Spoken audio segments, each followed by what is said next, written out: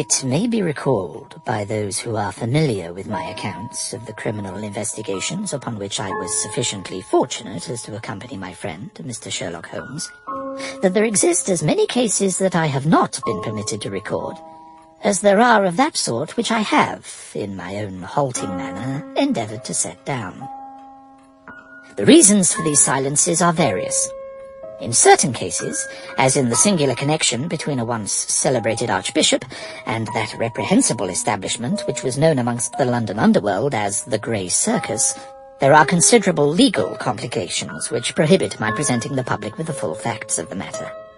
In others, such as the sorrowful liaison of the Argyle governess and her subsequent degradation and lunacy, it is tact and simple human kindness which have prevented me from reaching for my foolscap and pen.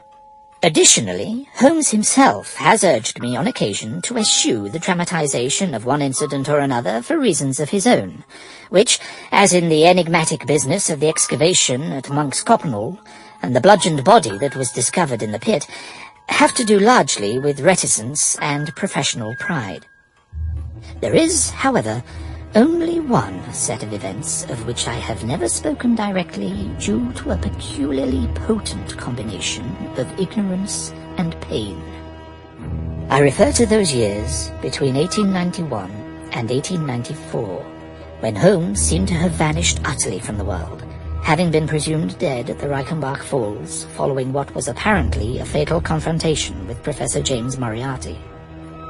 Both the ignorance and the pain are mine. Ignorance of Holmes's true activities during this terrible interregnum, and pain at those losses and privations which characterized my own life at that time.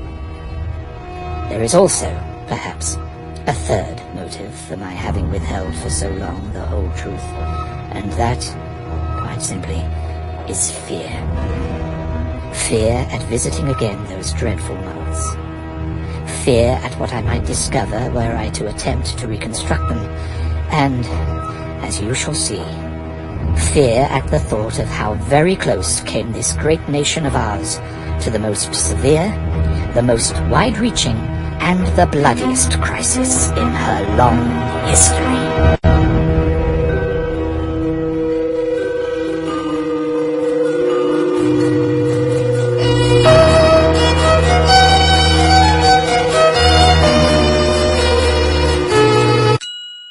Sample complete.